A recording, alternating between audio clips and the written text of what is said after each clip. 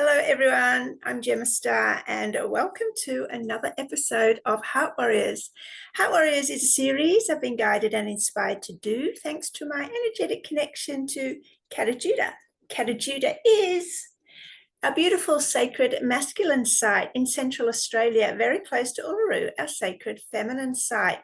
So, what I'm here to do is to give a platform to men so they can share their journey into the heart, their highs, their lows, tools, practices, insights, wisdom. What did it take for them to get from their rock bottom to the men that they are today? And here able to share these tools and practices in service to other men walking the path, and of course, us women who want to get a deeper understanding into our men. Today's guest is a fellow Aussie, and his name is Tyran Mowbray. Now, Tyron is a men's health and sex coach, and he supports men to master their emotions, their sexuality, their identity, and their purpose. So, really looking forward to this conversation with Tyron and hearing all about his journey into the heart. Enjoy.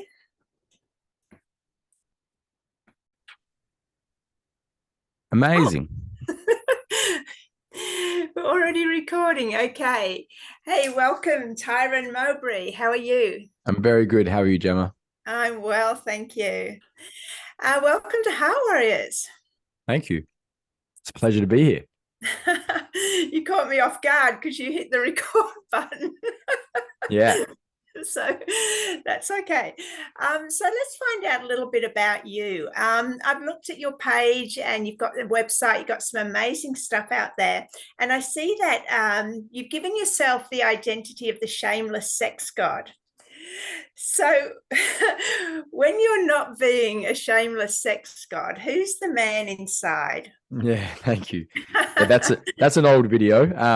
I didn't actually give myself that name. I created a program for men called Shameless Sex God. And by default, all of a sudden, I started to get called it. And yeah, I was going through a bit of a transition phase, and I was like, you know what? Fuck it. I'll own it. I'll own it.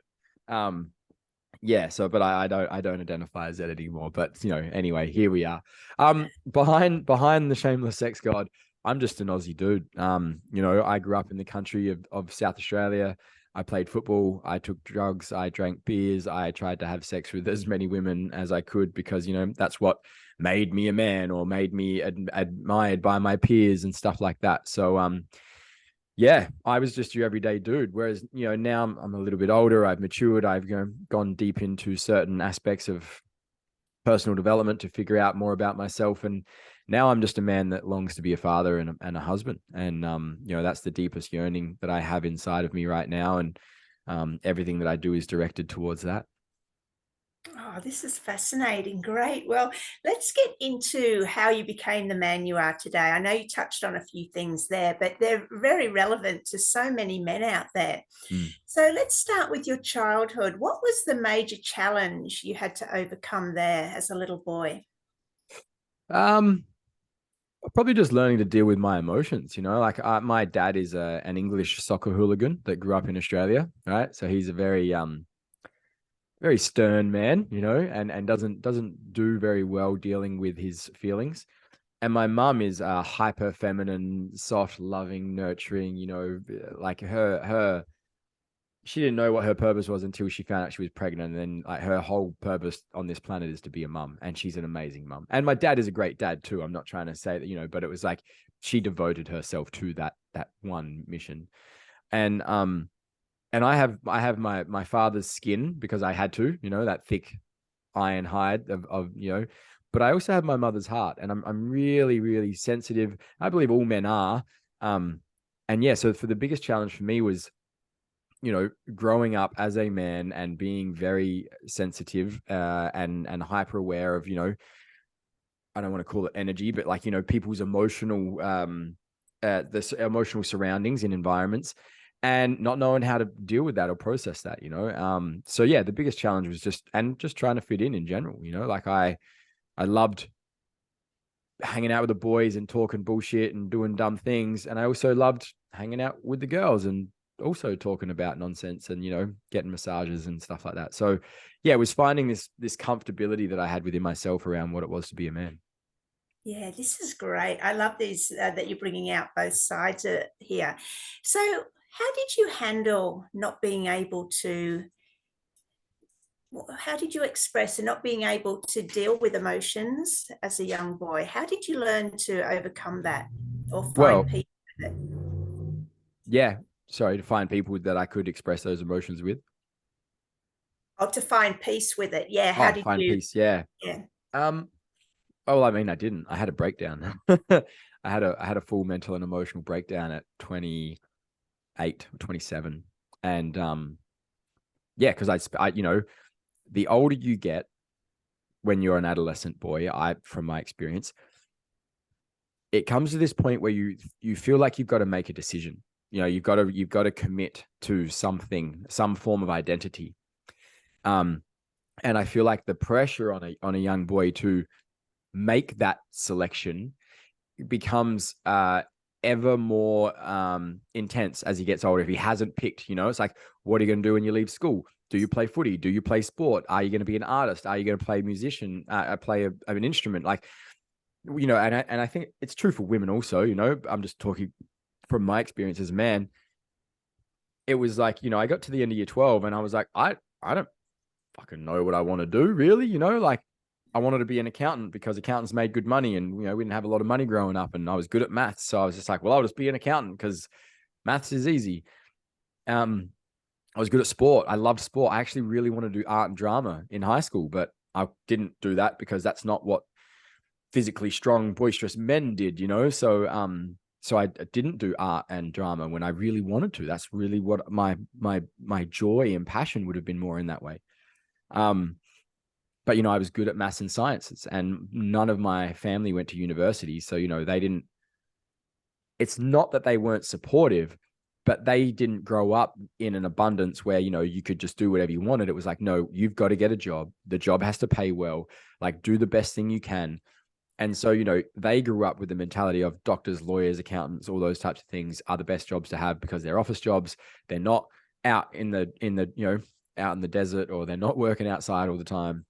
You're not going to break your body. You get paid really well. And that was the mentality that they had. And so, that was just passed on. And so me being good at maths, good at science, not so good at English, but, still not bad.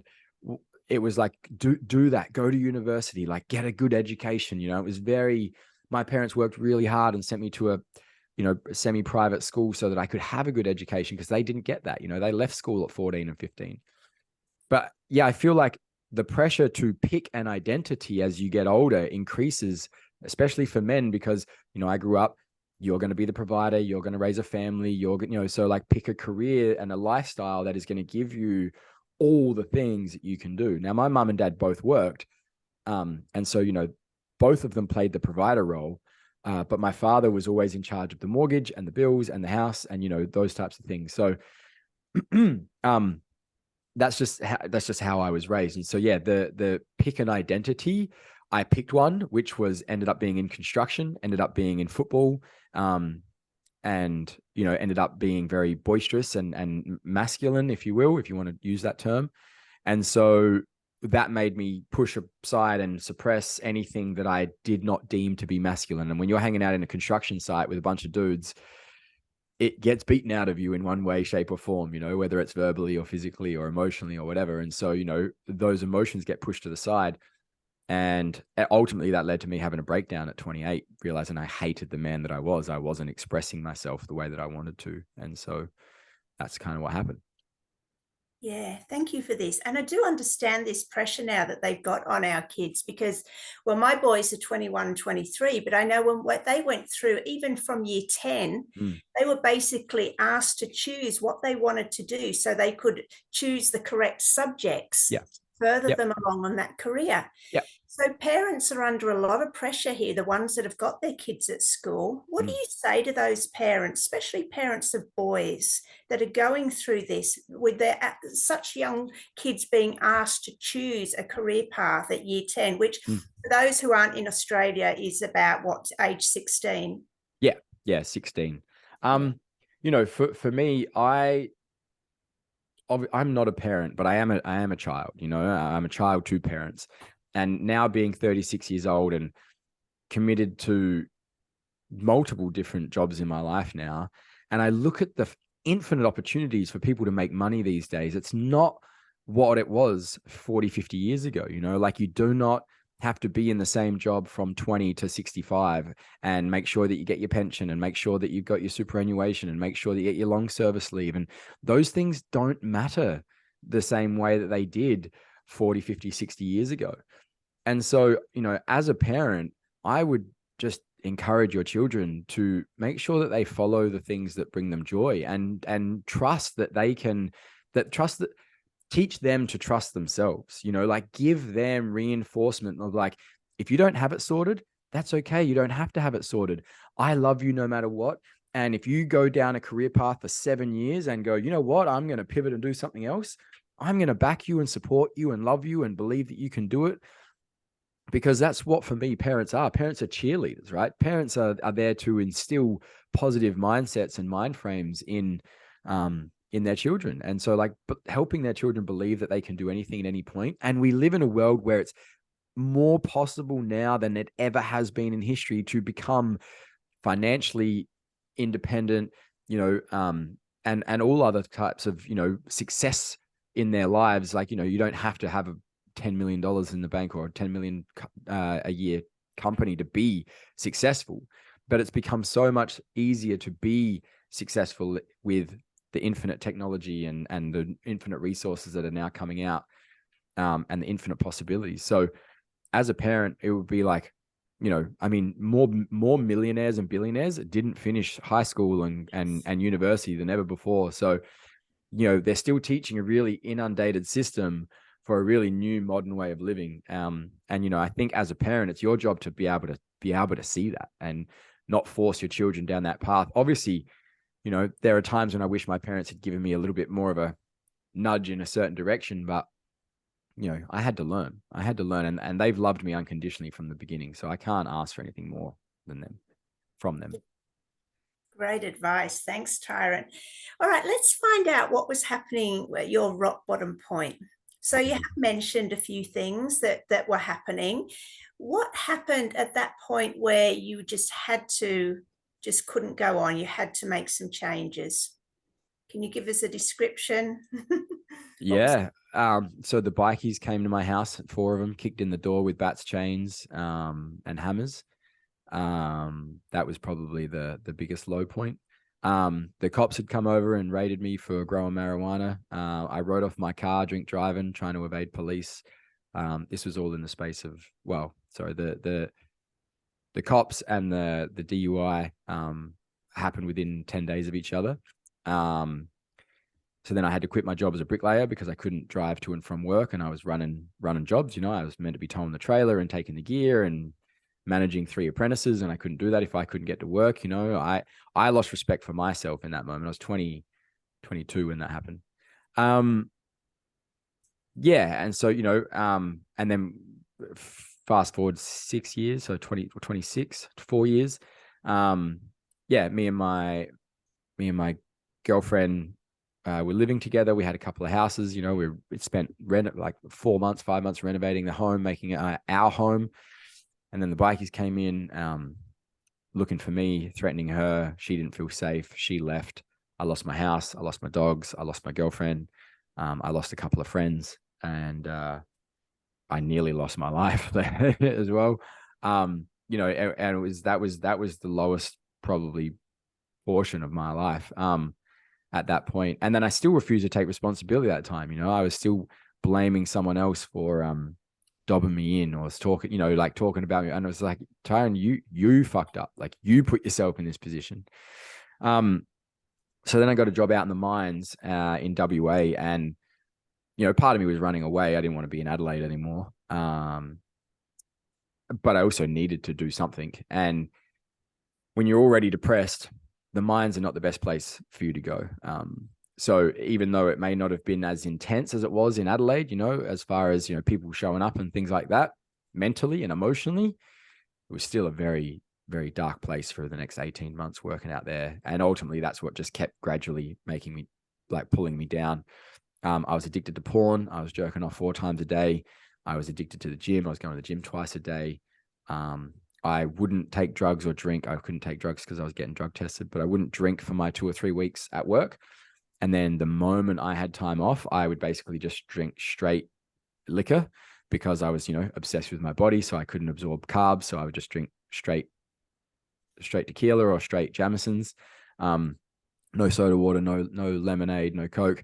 And I would drink basically a bottle a night and go on multiple dates and, spend every cent that I'd earned in my 3 weeks in my 1 week off partying and debauchering. And then I'd go back away for another 3 weeks and reset. That's ultimately what led to a breakdown. Wow. Okay, so when you had the breakdown, was that the turnaround point? No, not yet.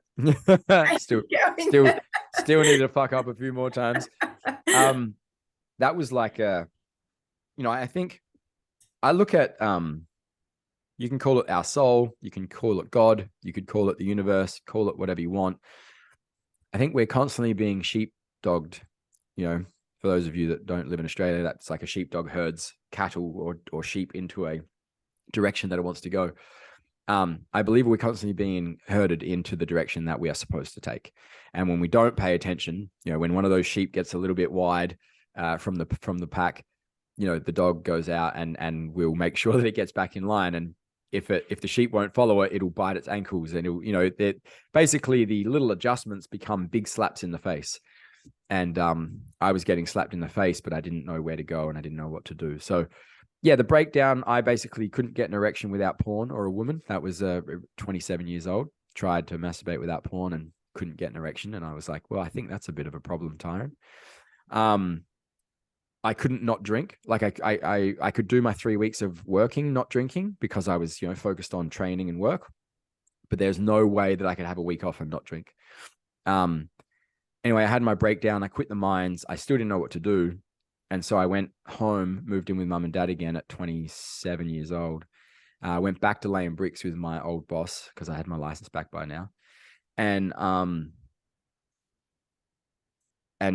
got back on drugs, but was, sleeping in my bed every night, eating better, playing football again.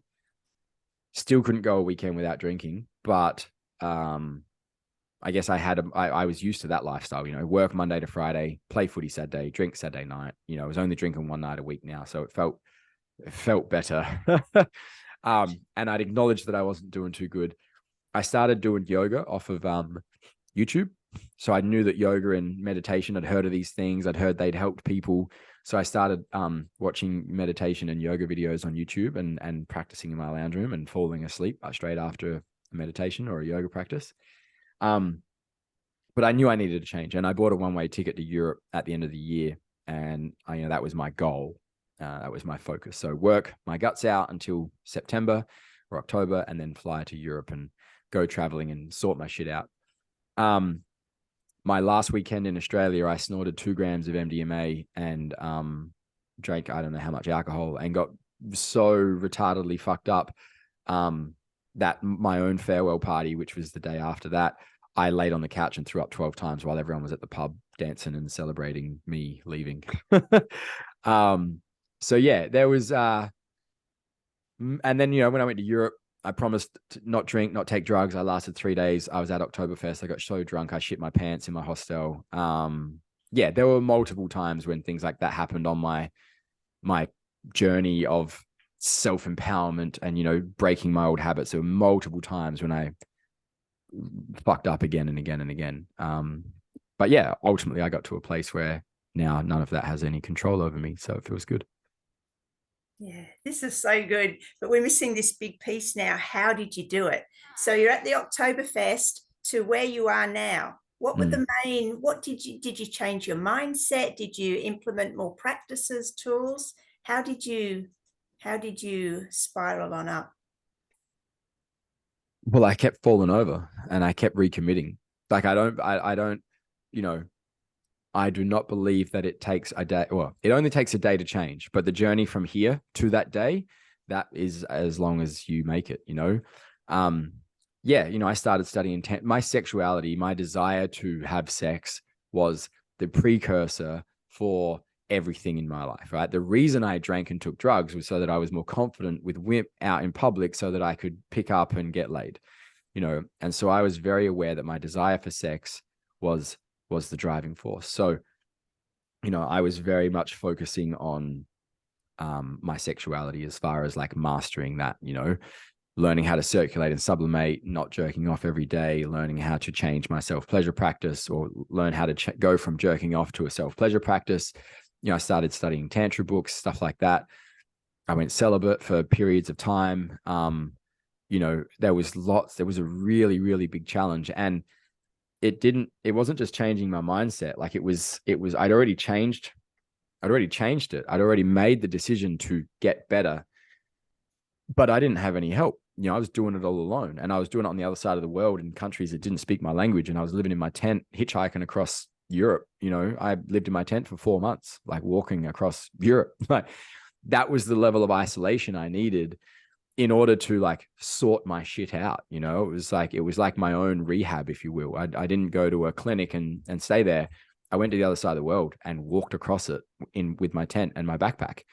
And by walking across the world, or walking across Europe, I couldn't drink, you know, like I was on a budget. And I just went, because what I realized was, as I kept going, I studied the patterns of, okay, when I couch surf or when I go to a hostel, I can't say no. I have no control over saying no to going to get drunk, or, you know, there's beautiful backpacker women that want to have sex. Why would I say no to that? You know?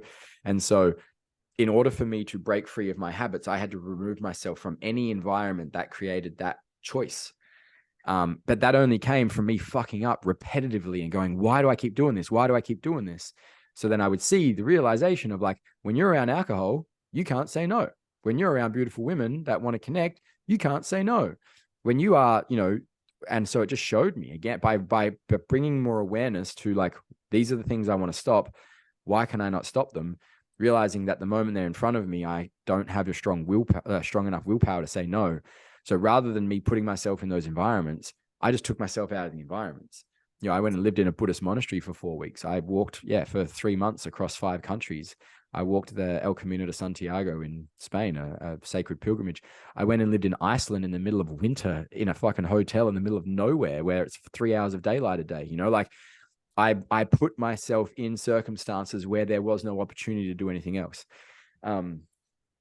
To run my bad habits. And that's what I had to do in order to break them. So I wasn't really like more practices or a mindset. It was like, okay, let's remove the possibility of me doing any of those things. And then from there, after having gone a long enough period without all those things and realized that, oh, look, I can do it and I'm empowered now and I have a choice. Now, when I do decide to engage with those things, be them sex, drugs, or alcohol, I am very aware of the parts of me or that I'm doing it for, or why, or where it's coming from, and how I choose how to engage with that now. So, yeah. Yeah, this is really powerful, Tyron. What was I going to say? Oh, yes. Could you please speak to men who recognize themselves where you were at that lowest point?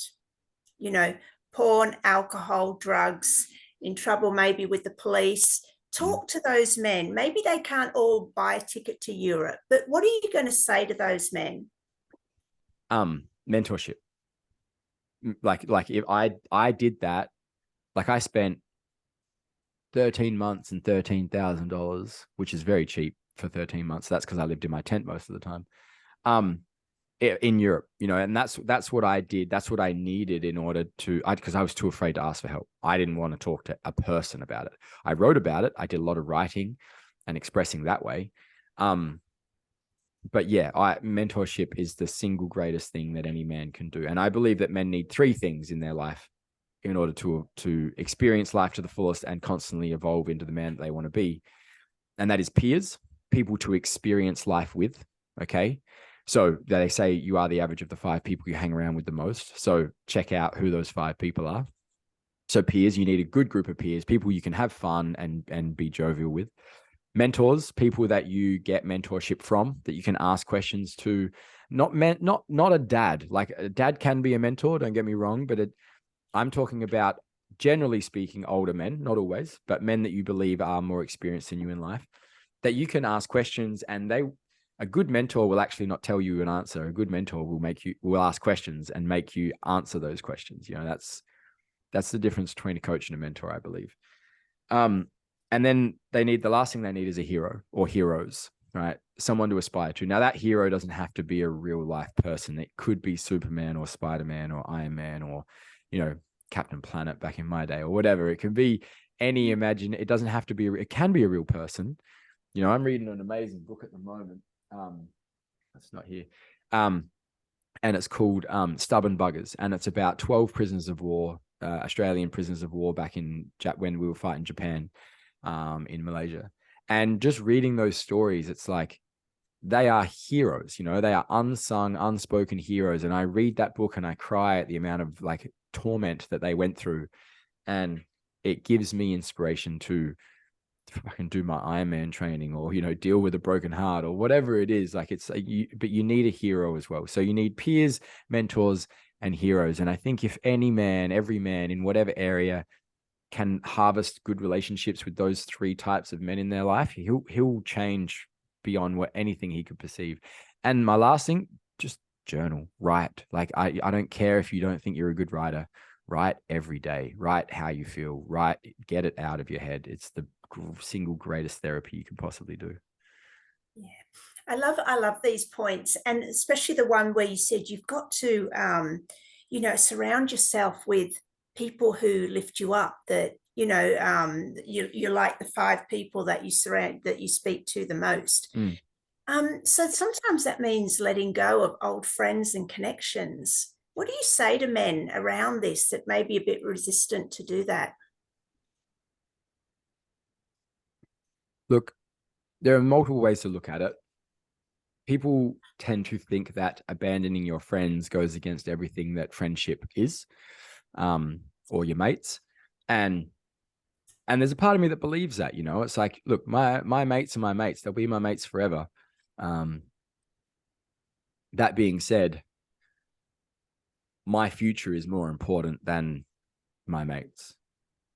And so I think, we talk about you leave your mates, like they're pulling you down. You don't have to leave them. You just have to stop spending so much time with them. And, it's like you can still be friends with them. And so I have this concept of like layers of the heart, basically, right? So like, let's imagine that your heart is in your chest and that there's layers of it, like an onion or like a maze. And what I realize is that the sometimes in order for more love to flow, there actually needs to be a certain amount of space. I have an ex-girlfriend. When we were together, the love was passionate. The sex was crazy. We were very good some of the time, and we were really bad a lot of the time.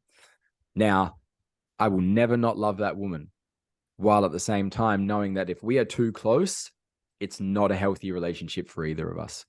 In order for me to love her unconditionally, there is a certain amount of distance that needs to be had in order for me to be able to love her and not get triggered or jealous or angry or whatever. And I believe the same is the other way for her and me. So, if you look around at your mates and get honest with yourself and say, where they're going, is that where I want to end up? And if it's not, you don't have to leave them. Just stop spending so much time for them. Start finding other little circles where you can just spend a little bit of time and start to play with it. Start to invest a little bit of energy and resources and go, okay, what happens if I go over here for 2 weekends a month and I spend time with these people? Who do I become? How does that feel? Does that feel more comfortable? Does that feel like, these people feel like they're supporting my vision and my dream more than these people over here, And it doesn't have to be this hard and fast, oh, well, now I'm a fucking loner and I've got no friends. Because I think that's what a lot of men are afraid of. They just go, well, if I shut all my friends out, I'm now on my own. And it's like, well, yeah, that's if you just do it in one day. And then, your friends will hate you because you've just abandoned them. But you don't have to abandon them. You just have to reshift your focus and go, okay, well, where am I going? Well, I'm going over here. Hey, I love you. And if you want to come with me, let's go. But I'm going over here. Yeah, so good, so good. Okay, what do you think is the biggest issue that our men are going through at the moment? I think it's back to what I was saying before. It's all around identity. Like what is a man these days? Like, the olden days, a man was this and this and this. He was strong. He was a protector. He was a provider. He earned the money. He looked after the outside of the house. The woman looked after the inside of the house. She raised the children into young adults. He raised them from young adults into adults. Like there was very kind of direct and simplified kind of what a man is and what a woman is. And with the increase in consciousness and awareness, like, oh, we all have masculine and feminine energies and this and that, and gender is a fluid concept. And, you can be a stay-at-home dad and the woman can go out and earn all the money. And I'm all for the whole expression of it. I'm not trying to judge any of it. All I'm saying is that with the inclusion of all of this, it has made everyone a little bit confused as to, well, what do I do now? Who am I now? Like we were sharing before, the infinite possibilities to earn money. Like I don't have to be a hard worker to earn millions. I just got to be a smart worker. If I know how to market and create a dropship account with Amazon, within 6 months, I could literally be doing 40 grand a month and working 3 hours a week. It's like that never existed 40 years ago. So what do you do with all the spare time?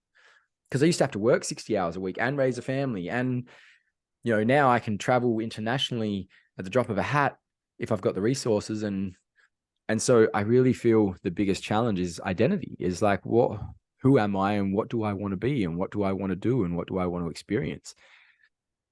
And because of these fandangled machines that, I'm using as a camera for this Zoom call right now, but also known as a phone, like the amount of information and resources and like, it's just, our societal structure has not caught up with the increase in conscious awareness yet. So yeah, I think it's all about identity and, what is a man and can a man be emotionally soft and fiercely dominating at the same time? So yeah, for me, it's all about identity. Yeah, I think I love what you said about, men are coming in more into awareness that we've all got masculine and feminine energies. And there's a lot of discussion in the polarity world as to, whether a man should be in the top 20% of like 80-90% masculine and 20% feminine, or 50-50. There's so many ideas out there as to what makes a real man. What do you say when men are struggling with this? This, I don't know who your audience is, so this will trigger a few people, but if you've got a dick, you're a man, in my opinion. Like if you've got a dick, you're a man. I don't care if you fucking cry at dramatic romantic movies, because I do, or if you're a hyper vigilant, aggressive, like, MMA fighter. If you've got a dick, you're a man. What that man looks like and how you want to express yourself as a man, that's up to fucking you, mate. That's up to you. That's your choice, right? But whatever it is, be confident in it. Be confident in the expression of it. That's for me masculinity in a nutshell, right? Obviously, there is lots and lots of subtle nuances in that. But as long as you are confident in your expression and you own the fact that you have a dick and you love it and you are proud of it and you express yourself however the fuck you want, you're a man in my book. Yeah, this is great. So how do men who don't feel confident, how do they create this confidence within themselves? Look, for me, confidence is multi-layered, right? There's two main layers. One, a friend of mine, Adam Green, he says that confidence is competence, right? So being competent at something gives you confidence in the thing.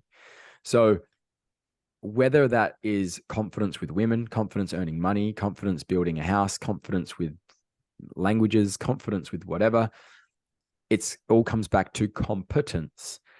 And the only way to gain competence is to put in reps. Like that's the only way to gain competence in something, is to put in repetitions again and again and again and again and again and again. A confident salesman has done 1 million sales calls. And so he is just confident in his ability to handle anything that comes up in a sales call because he's done so many of them. A beginner in the salesman space who's done 5 sales calls is not going to feel as confident because they don't necessarily have the reps in. It doesn't mean that they can't be confident in their ability to handle it, but they don't have the reps under the belt. You know, it'd be no different to a black belt in jiu-jitsu and a white belt in jiu-jitsu. The black belt's going to walk in going, look, I could get beaten, but I'm still confident in my ability to handle anything that comes up because I'm a black belt. I've been doing it for 10 years. A white belt could be like, I'm confident because I'm strong and fit, but I also know that, like, you know, I don't know a lot, but I'm still confident in my ability to show up.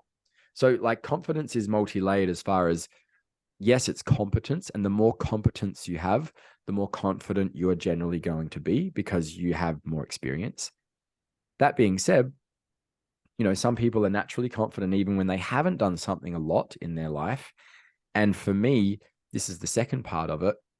Confidence is, and I've already kind of touched on it, your ability to know that you can adapt and change regardless of what comes forth. And so, like, for me, that is the ability to deal with the unknown. And so, you know, you look at the army, for example. I've got some mates in the SAS, and they train in a way that they are prepared for anything. But when you talk to them and you be like, does it really set you up for war? And they go, no, nothing can prepare you. Just like being a parent, like, you could read all the parent books, you can hang out with all the things, but being a parent, nothing can actually prepare you for that. No matter how many babies you hang around, no matter how, like, nothing can prepare you for the actual thing. But that doesn't mean that you can't feel confident going into it because you're like, well, I've trained hard. I know that shit's going to come up that I'm not going to know how to handle, but I know that I'll figure it out. And so, you know, that's they're slightly different flavors. Competence, reps. And usually the reason that gives you confidence is because you're like, well, I've handled nearly everything. And if something comes up I don't know, I'm still feeling confident in my ability to handle it. But you can have confidence in something like, you know, I'm a builder. I predominantly did bricklaying and block laying and stonemasonry. And I built a cabin out in the forest the other week. And I'm like, I'm confident in my ability to do this. Sure, I'm going to learn along the way because it's all timber, but I've got a pretty good general understanding, and I will read some books and I'll ask some friends, and I'm confident in my ability to build a fucking epic cabin that won't fall down and won't leak and will have running water and all those things. And I did. So you don't have to have the skills, but you have to be willing to go, I'm going to give it a crack and I'm prepared to face whatever comes up. So, you know, I went on for a little bit, but I really think confidence is just that simple, really. It's competence and understanding your nervous system so that you can handle any challenges that come up. Yeah, this is great. Thank you. A couple of other things that you touched on. You mentioned that you're a gym junkie. Yeah, so talk to men about this, because I like to sort of hone in on little bits of your experience that you can help people in the audience with if they can relate to it. So, if why do you think that you were a gym junkie, and how did you overcome it? Well, I don't think there's anything wrong with being a gym junkie. I don't think you need to overcome it. But there's a couple of funny videos going on TikTok and Instagram where, you know, some big buff dudes in the gym, and the audio over the top is like, how do we deal with our feelings? We bury them in our muscles. How do we get better at burying our feelings? We get bigger muscles. And it's a funny audio, and, you know, a lot of people use it and it receives a lot of traction. And men want a direction and a purpose. Simple, right? When a man has a direction and a purpose, he feels like there is a reason for his existence. And the purpose may not be fully known, but as long as there's a direction that he's going, right? And so going to the gym, when your single purpose, right?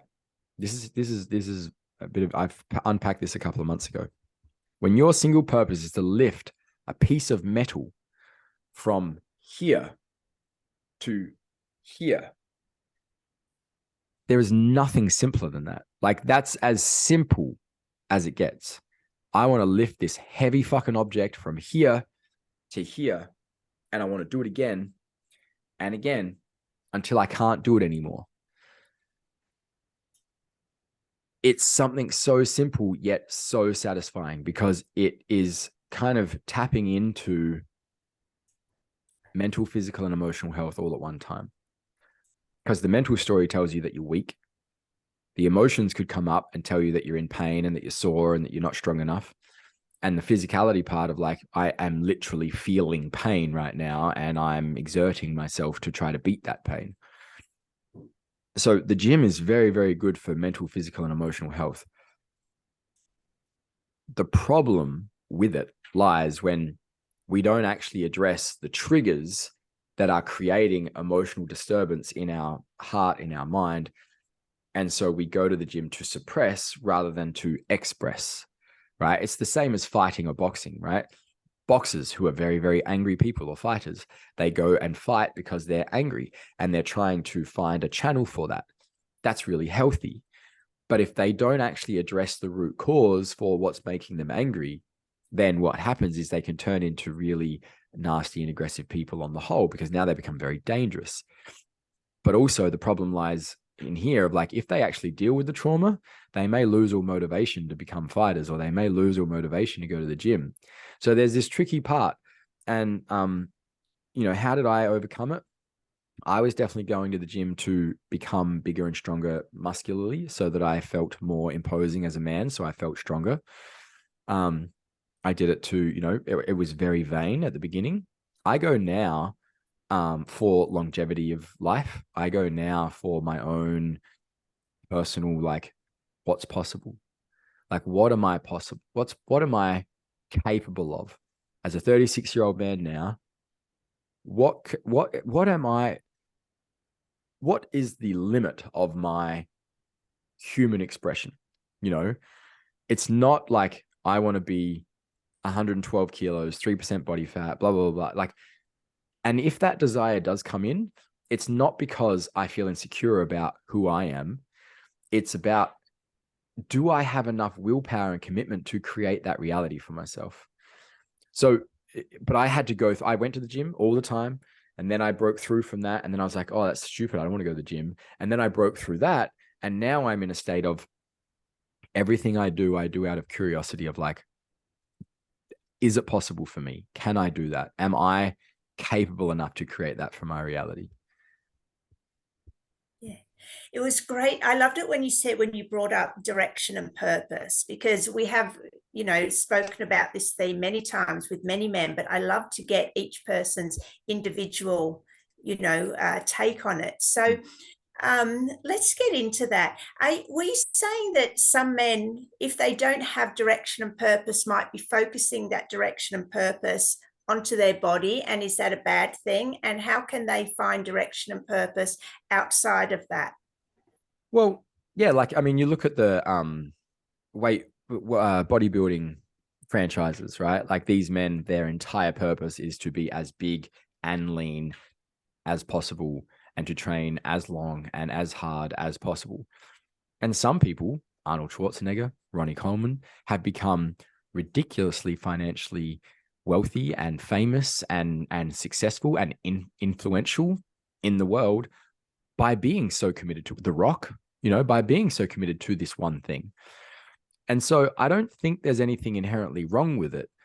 Like Grant Cardone, not trying to get jacked up, but committed to becoming the most financially, wealthy real estate person ever. He's singly focused on one thing, and he has become a international, superstar around wealth, business, and real estate. So, purpose and direction,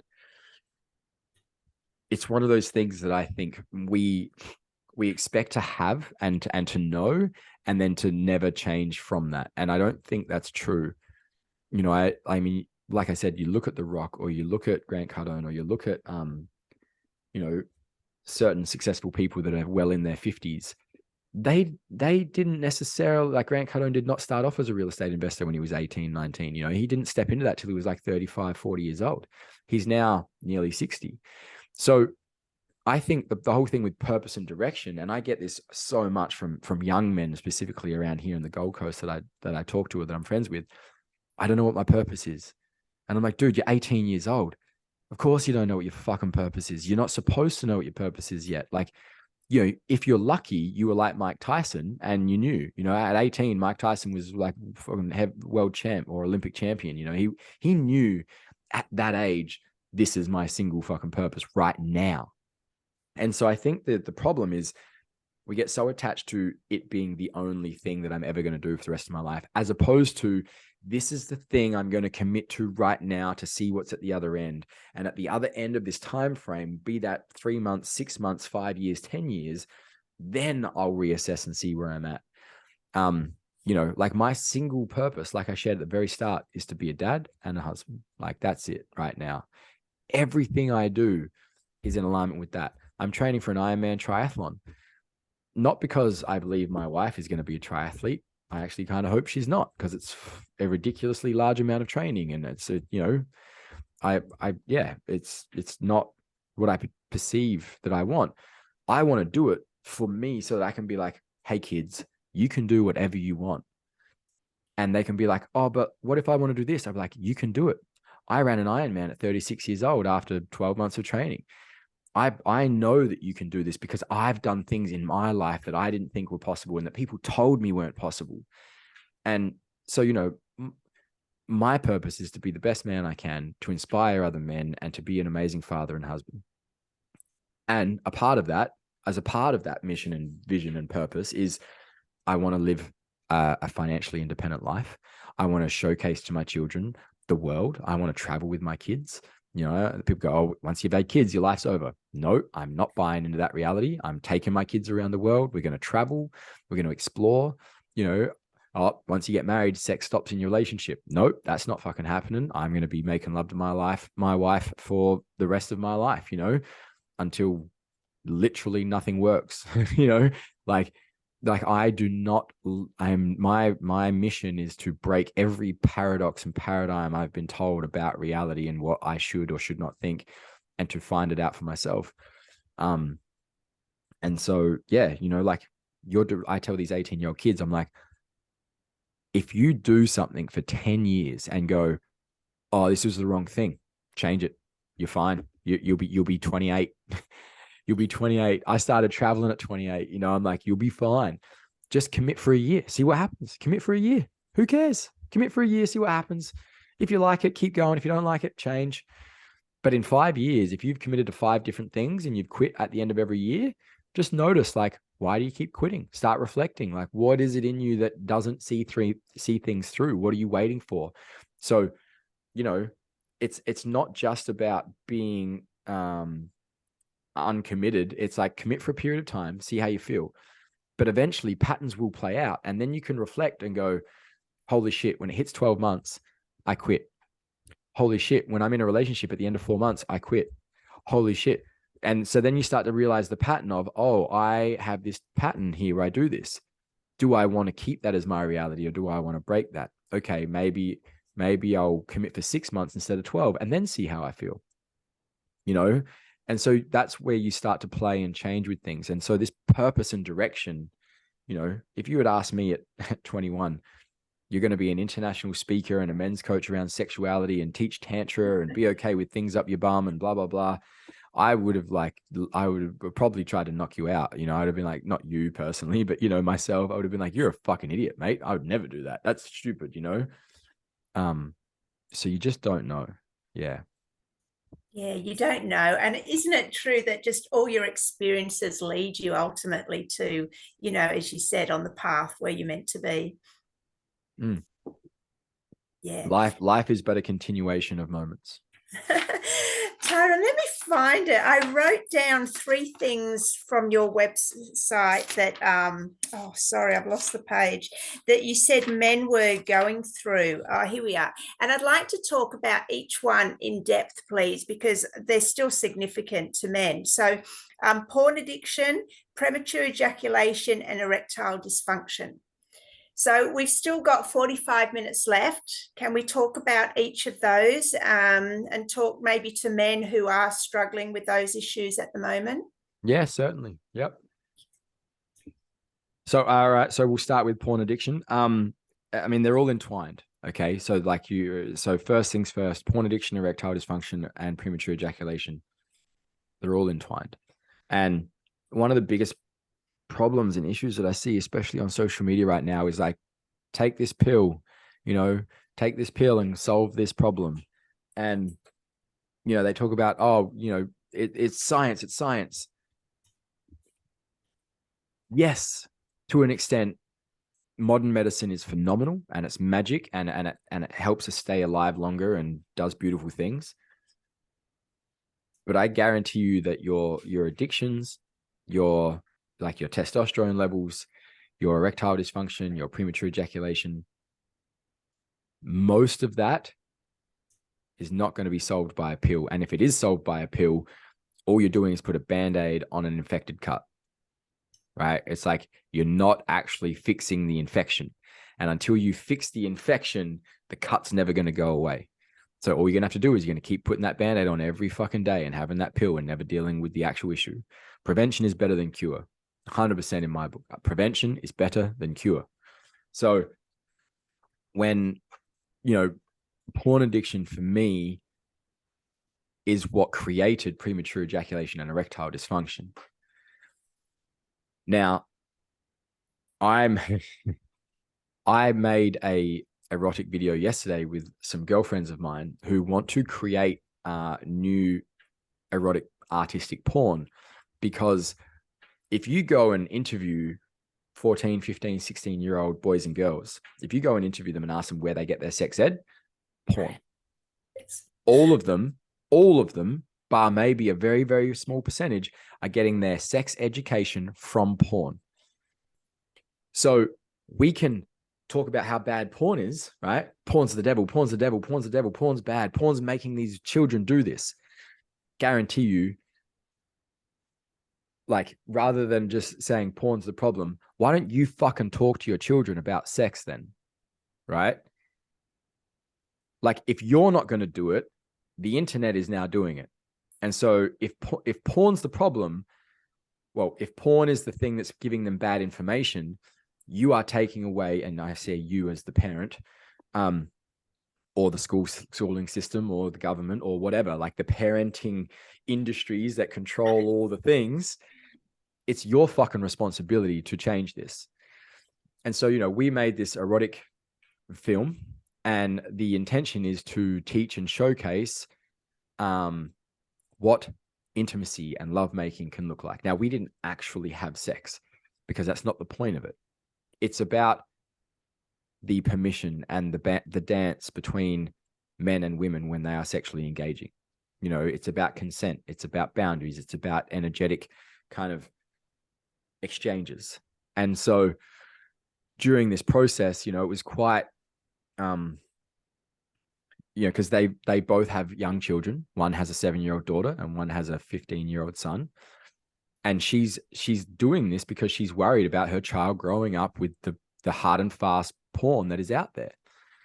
And so what happens is, for men specifically, we're hypersexual creatures, right? We all are, but men go through this phase where girls have cooties, right? Girls have cooties. I don't want to touch you. Don't kiss me. Don't touch me. And then they wake up one day with this erection, or they have a wet dream. And now all of a sudden, this like primal animal, like fuck energy that just wants to penetrate everything starts to get birthed through them. And no one talks to them about it. No one explains to them what it is. No one gives them any direction or purpose. They spend their entire fucking day staring in front of a screen that just numbs their brain cells. They're eating high sugar diets, high sugar, high carb, low protein diets, which are just fucking with all of their chemicals inside their body. And, like when you go to a service station here in Australia, like a gas station, and you look at the fridge section, there are 3 shelves of juice and there are 4 fridges of energy drinks. And then there are 3 fridges of soda and soft drinks. And then there's 1 of water. It's like ridiculous, the shit people are putting into their bodies. And so to bring this back to porn, what happens is a 14-year-old boy who now has all this fucking energy moving through his body that just wants to like all of a sudden he goes to school and the girls don't have cooties anymore. He's like, I want to touch that and kiss that and move that. And oh my God. And I never noticed my dramas teacher's boobs before, but holy shit. Now I got to jerk off 3 times a day at school. This is what happened. I was jerking off 5 times a day when I was 14. It was ridiculous. It was like, holy 13, I think. It was like, holy shit. I didn't know what to do with it. And no one talked to me about it. So there's this shame, right? There's this weird, like I get erections in school. I got to tuck it into my belt and hold it down over my shirt. And so we start watching porn really young, because what porn does is it gives us permission as a young boy.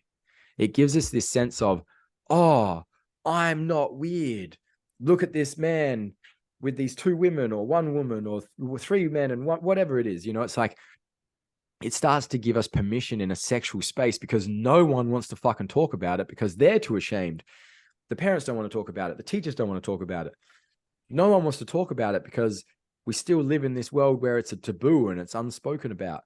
And so as a young boy, when you get given this little permission piece to watch it on a video, and it alleviates a sense of shame, right? Makes you feel normal. Also gets all these fucking stimulants happening inside your body. So now you're like, well, I don't know what to do, but I've got a giant hard on. So, and then what happens is you become reliant on this external stimulation for arousal. And so this is where your premature ejaculation and your erectile dysfunction come in. Now that we've created this pathway of pleasure in our brain through visual stimulation, not through physical stimulation, what happens is I go from 0 to 1,000 really quick, because like I'm so used to high stimulant visuals, which create hyper arousal in the body. And so I come quick. So like, just like training, right? If I'm training, I played Aussie rules football. If I was playing for a 2-hour game, I was training for 2.5 hours, 2 or 3 times a week. If I'm training for a 2.5 hour game, I'm not going to play or train for 3 minutes or 5 minutes. And so when men watch porn and jerk off, they're training for 2 or 3 minutes. But when they want to have sex, they're trying to have sex for 45 minutes. They're not training how they play, because they're so used to heightened sensitivity and massive amounts of dopamine really quickly. You include high sugar, high fructose diets, energy drinks, caffeine, all that stuff on top of their already hyperadrenalinized circuitry with visual arousal. No wonder men are coming really fucking quickly, because they don't know how to slow down. They don't know how to breathe. They don't know how to feel pleasure. They don't know how to connect to any of that. And so that's where the big disconnect comes from. So that's premature ejaculation. The erectile dysfunction, it usually comes after a heavy amount of porn use. Is what happens is, now think about your shoes and socks, for example, right? I like to give really practical demonstrations. Do you put on your sock and shoe, then sock and shoe, or are you sock, shoe, shoe? Sock, shoe, shoe. Right. Now, for whatever reason, you go sock, shoe, shoe. You don't even think about it. It's not even like, it's just what you do. Okay. It's just a pattern. And arousal is the same way, right? Like stimulation is the same thing. So if like when I was 27 and I couldn't get an erection without a woman or without porn, it was because I was acclimatizing a pattern in my body where I needed stimulation from my eyes, from outside of me, in order to create arousal in my body. And so what happens is, I'm not in my body feeling pleasure. I'm actually out of my body thinking or seeing pleasure and using that. And so what happens is, then when I engage with a woman, what I've created is, I've got my hand really tight on my dick, or I'm doing this, or I'm doing that. This is what I'm used to. This is my pattern. This is my habit. Now, when I'm with a woman, that's not what I'm used to create arousal. So if my dick doesn't work, even when she's kissing me or touching me or whatever, it's because my pathway to pleasure, the neural pathway in my brain that is now a superhighway because I've jerked off 5 times a day to porn and in wild fantasies of 7 women or a donkey and a midget or a blah, blah, blah, or like whatever weird shit that you've been watching. The woman that I'm connecting with it's like taking a bush track up a mountain compared to the highway of pleasure that I've been used to using with pornography. So your dick doesn't work, not because your dick doesn't work and your testosterone's low. I mean, your testosterone might be low because of your shit diet, but it's mostly because you've created a really unhealthy pathway to arousal and to pleasure. And so when you're with a woman, you're taking a different pathway. And so the body doesn't know what to do. Does that make sense? Oh, definitely. This is such good information. Thank you, Tyra. Okay, so what about the men that are watching, that are recognizing this pattern in themselves? How do they stop the addiction to porn? Well, there's a few different ways here. Okay, so any addiction, whether it's alcohol, drugs, porn, sex, sugar, caffeine, cigarettes, all action is driven by an emotion. Okay, so you look at soldiers or people that have post-traumatic stress that become drug addicts or alcoholics and stuff like that. The reason they become drug addicts or alcoholics is because they're using that substance as a way to not feel the feelings from the trauma. Now, that is a amplified version, right? But basically you're watching porn because of two reasons. One, it's just the habit that you've created now. So you just, if you tried to masturbate without porn, you wouldn't get an erection. That would make you feel like less of a man. You don't want to feel like that. So you'll just keep watching porn. So that's one reason, because it's the habit. The other one is you're watching porn because there is an emotional anchor to it. Like it's giving you some sense of emotional validation in some area of your life. And until you address what that is, you'll never quit the cigarettes, the porn, the alcohol, the drugs, the whatever. And so that's what, trauma work is, or the healing journey is, or the, like whatever process you want to insert there. So, people go, I'm not addicted. I'm like, cool, go a month without it then. Go a month without it. Tell me you're not addicted, and some people can do it. And then I'm like, wow, awesome, good work. Very few though. Most of them can't do it. Whether that's alcohol or sex or porn or whatever. So, notice, like the biggest thing is notice what feelings you're feeling when you go to reach for porn, right? If you're watching porn multiple times a day, even if you're not jerking off to it, what are you feeling the moment you want to watch pornography? Like write it down, open the notes in your phone, I'm feeling anxious, I'm feeling scared, I'm feeling lonely, I'm feeling rejected, I'm feeling bored, I'm feeling frustrated.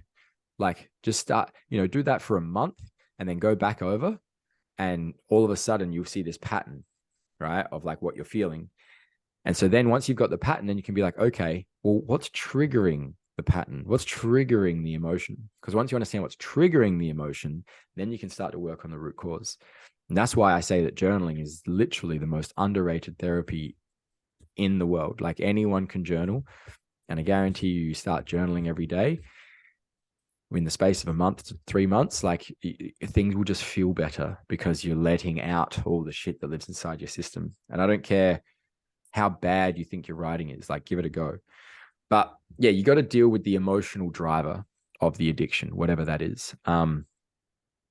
Yeah. And most of the time it's a level of shame, a level of rejection, or abandonment, most of the time. Yeah, such good insights, Tyron. Now, you mentioned, if I remember correctly, in the beginning, something about the difference between masturbation and self-pleasure. Yep. Can you get into this for the men, please? Sure. So, look, they're the same thing, really, but I give them a different name so that I can have a different association to them, And so I call masturbation jerking off for the purpose of ejaculating, usually as quick as humanly possible, right? Usually.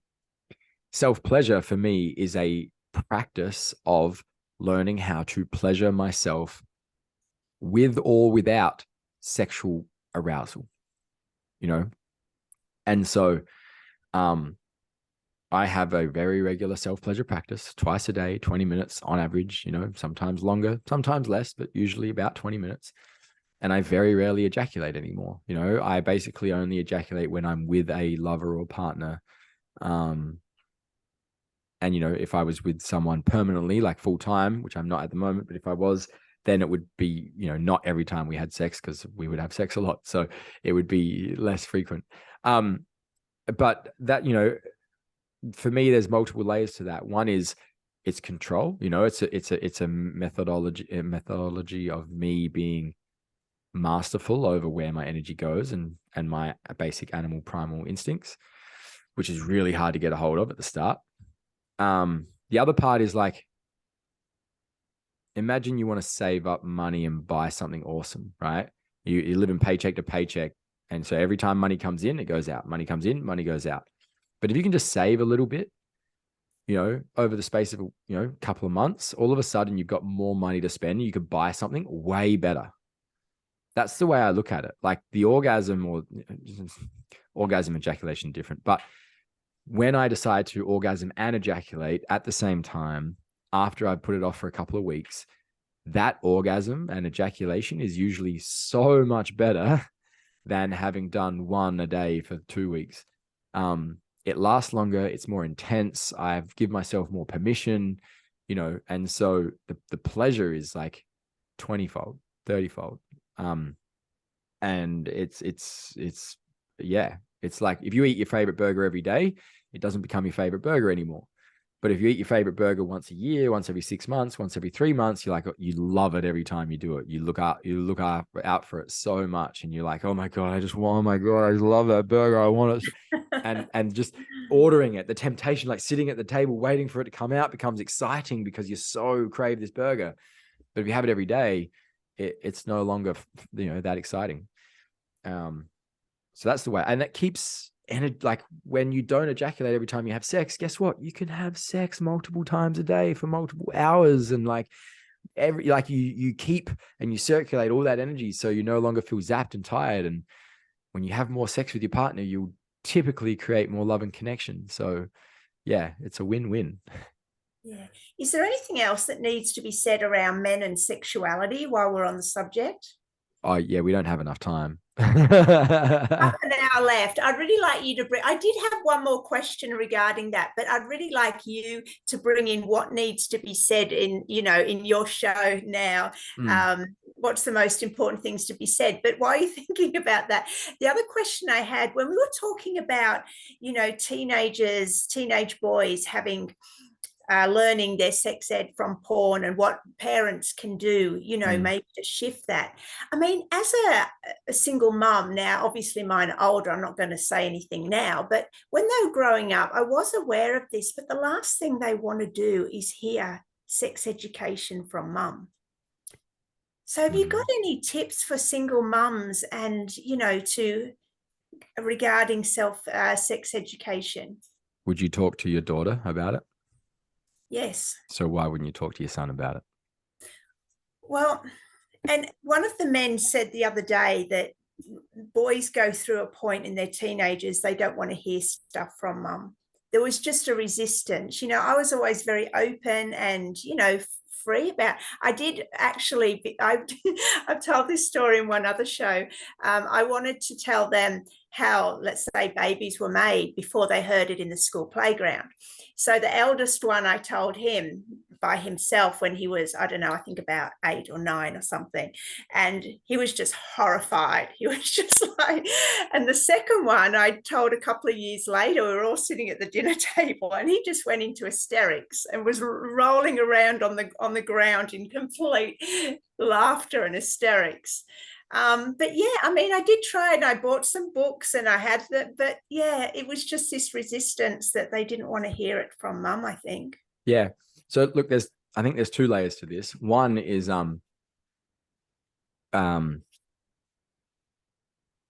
I believe that the relationship between a parent and a child is formulated very early on, and there's a lot of science to back this. And so, I'm not saying you've got to tell them about the birds and the bees when they're 4, but what I mean is building that relationship of all communication is open and good from the beginning, from really early on, so that when they get older and that communication comes up and it may be harder to have, you've actually already got the fundamental principles in place for clear, honest communication where your kids don't feel ashamed to talk to you about it. Like it doesn't matter about the outside world and what the kids in the schoolyard say, because your kids are like, I talk to my mum about that all the time. And they're like, oh, that's gross. And like, really? Why? It's great. I know more than you do. You know what I mean? Like, so to empower them so early on about free speech and free questions, you know, and I'm not saying you did the wrong thing. I'm just saying like it starts before the conversation starts, you know, and I think this is probably where we think we don't realize it's like the safety around communicating all those things happens in their 2s and 3s and 4s, not their 8s, 9s and 10s. The conversation will happen in their 8s, 9s and 10s, but it's how you deal with conversations in their 2s, 3s, 4s, 5s that will dictate what level of communication you have with them when they get older. And I feel that to be quite true. So that's one aspect of it. And if you feel like that's already passed, then, you know, my godmother got me to go and talk to my godson. Now, I was only, I think I was 9 years old when he was born. So I was a very young godfather, right? He's only 9 years younger than me. My godmother got me to go and teach him how to wash his willy when he was, I don't know, 5 or something like that. So I was like 12 or 14. And this was really funny because I remember when she asked me, she was like, oh, you know, Hudson's at that age. Can you please go teach him how to wash his willy? And because she didn't want, you know, he didn't want to learn from mum. So he was like, well, I'll get Tyron. Oh, okay, cool. And so she understood that a man has to teach a man certain things, right? Even though she knew, she's old enough, she knew how to tell him.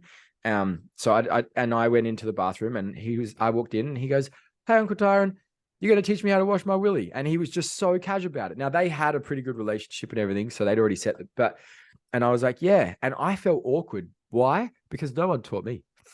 My dad didn't teach me. Not my mum didn't talk to me about it. No, I didn't. I was teaching a child how to do something that I had to figure out on my own because no one would talk to me. And it made me feel good and bad both at the same time.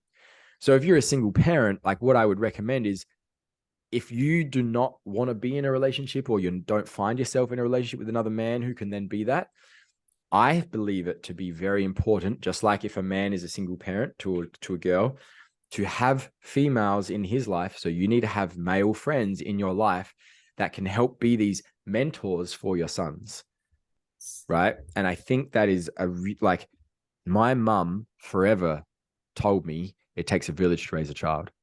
Never once did she say that she could do it on her own or that she did do it on her own. She never did it on her own. She was a single mum for a while, don't get me wrong, and did a lot of like phenomenal stuff, but never ever never did it on her own. You know, like she had 2 brothers, both my uncles, her mum, like my dad came in and like, you know, like never ever did it on her own.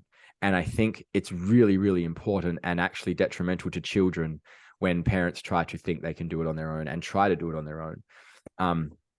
So I think single mothers need to if they don't have any, need to befriend men and have male friends that their sons can hang out with and have that male mentor role model in if the father's not present. And vice versa, single dads, obviously there's less of them, need to have female friends that they can be like, hey, I don't know how to deal with this period thing. Can you please come and talk to my daughter and show? Because you are directly like giving them permission to have those conversations with a man by supporting the process, even though you're not the one having the conversation, which means you're normalizing and making it okay. So even if you're not the one having the conversation, you're creating the space for it to be had, which means you're normalizing it, which means you're making them feel comfortable and able to have these conversations. And that is as equally important as having the conversations yourself. Yeah, such good advice. Love it. Thank you. Okay, so what haven't we spoken about that needs to be added to this conversation, Tyron? So, look, I think the number one thing, and I actually just did a whole bunch of worksheets on this morning with my virtual assistant, around intimacy and sex. Now, men think and I did for a long time, that sex is the deepest form of intimacy that we can experience. That's why we are so addicted to it, right? That's why we love it. We think that when a woman lets us into her body and has sex with us, that's it. That's the whole kit and that's like the most, makes me feel like the biggest man I can be, because, you know, that's, I've conquered her, I've won, I've whatever the insert, whatever thing here, framework. But even that aside, and in you look at a relationship between a man and a woman, right? So many people in the relationship use the sex as the measuring stick, the sliding scale. If you don't do this, I won't have sex with you. If I'll have sex with you if you do this, right? Like women very, very frequently use sex as the bargaining tool. And the common story in relationship is that the woman's always the one in control of how much sex they have, right? I'm not saying it's 100% true, but it's a very common theme in relationships. All right. Why is that? Like, why is that? Why does sex become the bargaining tool? Now, you can unpack this a million different ways, but ultimately speaking, it's because men value it so much. Men make sex mean more than anything else. And a woman knows this, so that's why they use it as their power play. Okay. And so when men perceive sex to be the deepest form of intimacy that they can experience, they don't go and explore anything else. And then a woman won't guide him into any other form of intimacy, right? And men are afraid to do the whole emotional thing. So, you know, that's where this imbalance comes from. So it's kind of like this agreed upon thing. And it gets really shadowy and very manipulative and really controlling from both parties, right? Not just from, I'm not trying to say that women are the only ones manipulating here. Men will do things so that they get laid, or stop doing things.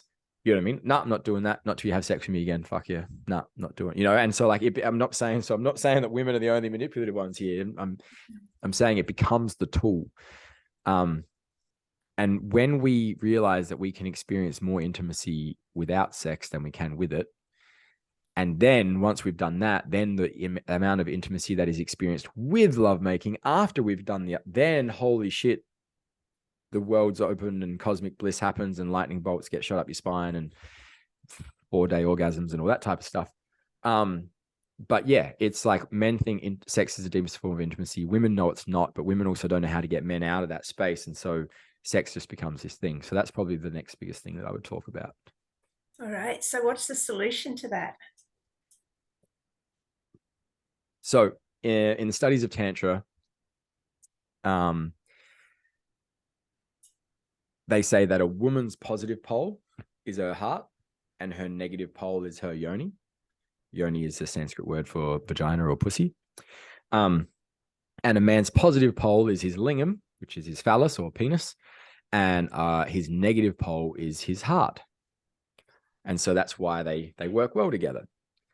Before I realized that, I'd come up with the mental configuration of, in order to get to a man's heart, you've got to go through his sex, right? This is why after sex, men are so much more emotional and soft and sensitive.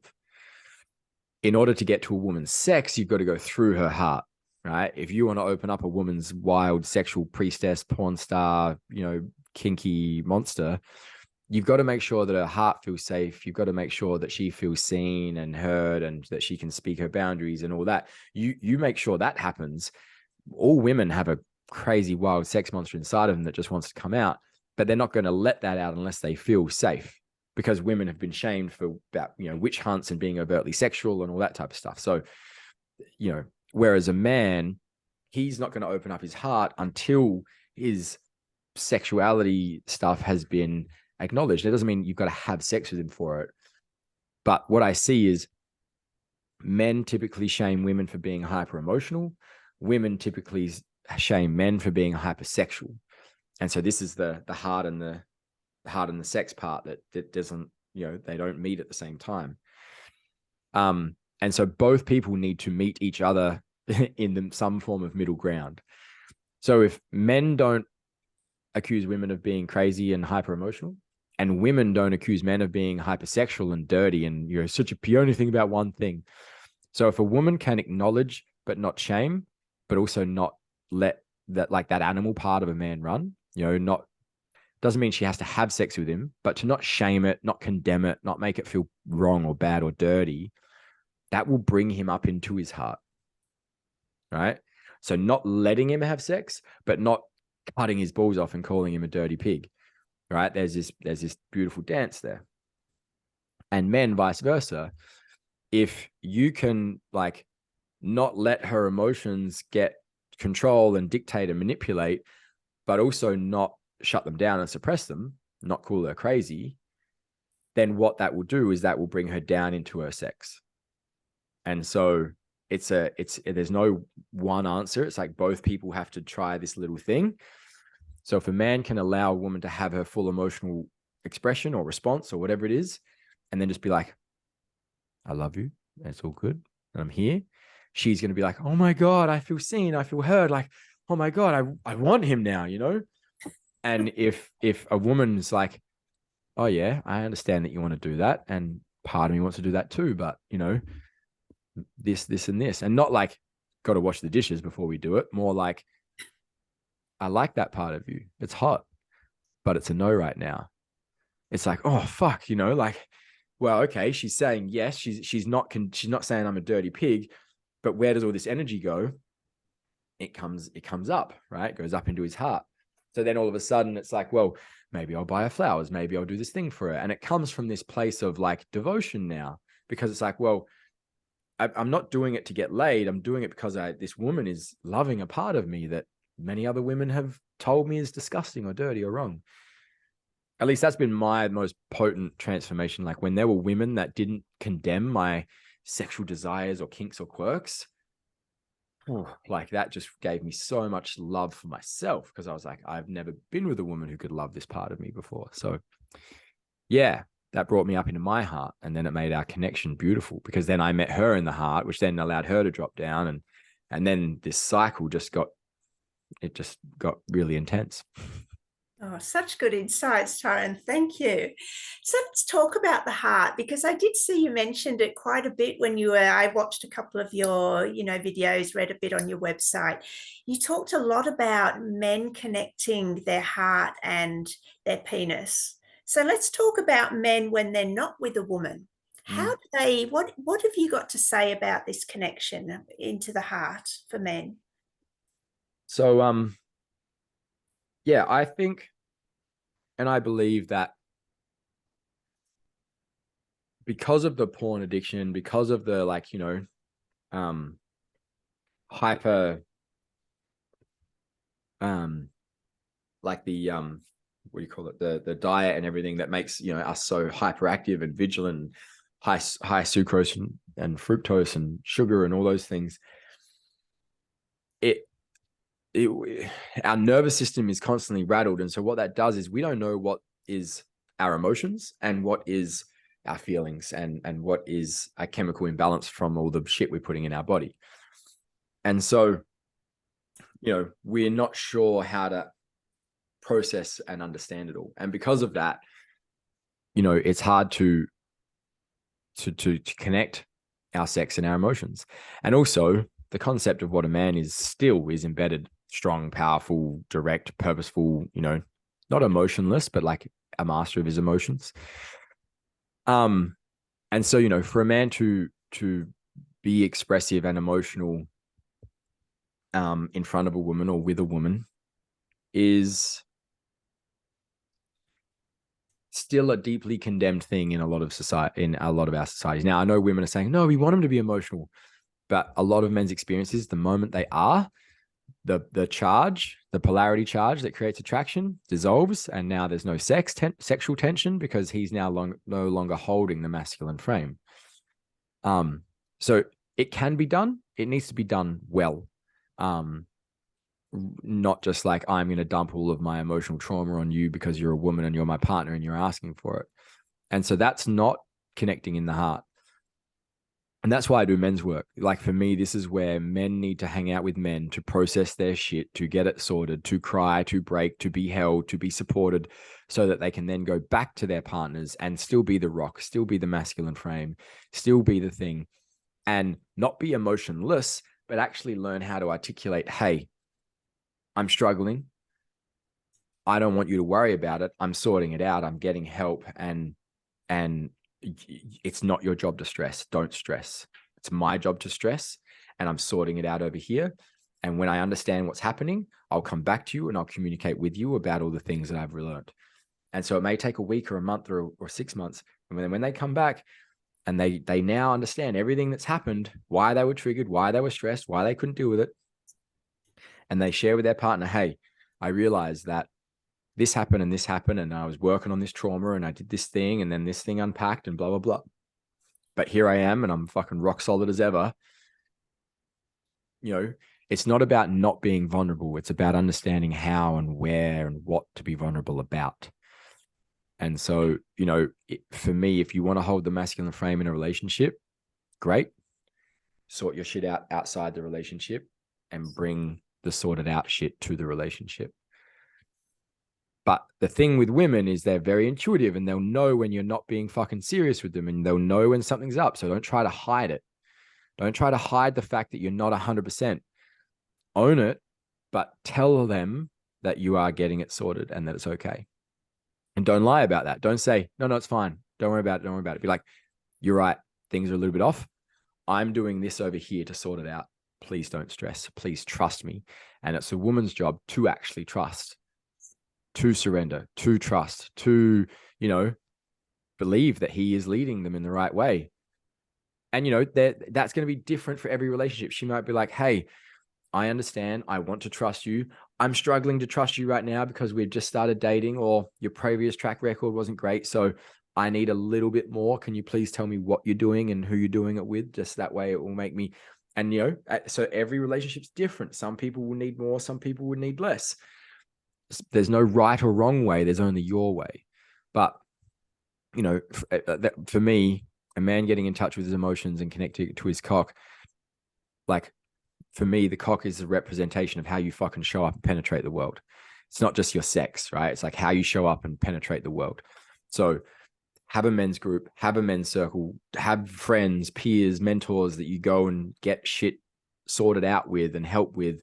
Make sure you're talking, make sure you're fucking opening up, make sure you're doing the work, and then come back here and penetrate your life, the world, and your wife with presence and passion and purpose.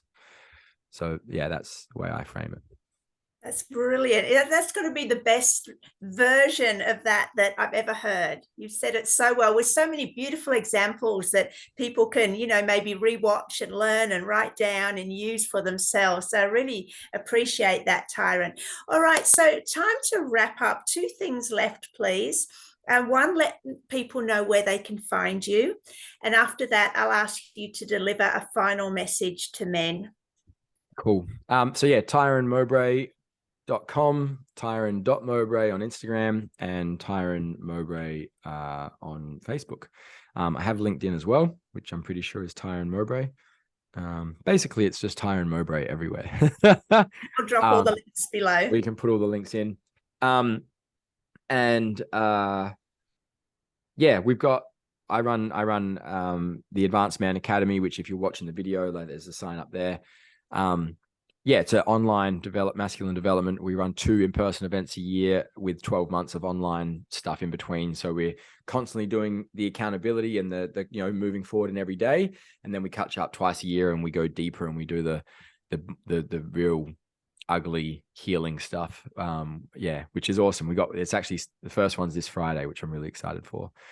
So there's that. And then my final message to the men, or to people in general, look, it's changed over the years. There's 2, right? Every man leaves a legacy, whether it's good or bad. The question is, what legacy are you leaving?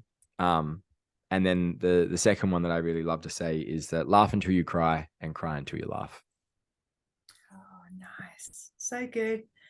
Oh, Tyron, this has been amazing. So much good information. Thank you very, very much. My pleasure. Thank you very much, Gemma. Oh, awesome! I'll just get a title for the show from you if you don't mind. People that don't know, I do ask all the men to choose their own subtitle for the show. So when you go through Heart Warrior series, you know that that's part of the individual choice of the man. So thanks everyone for watching. Please like, share, subscribe, and I'll see you in a couple of days with another episode of Heart Warriors. Bye.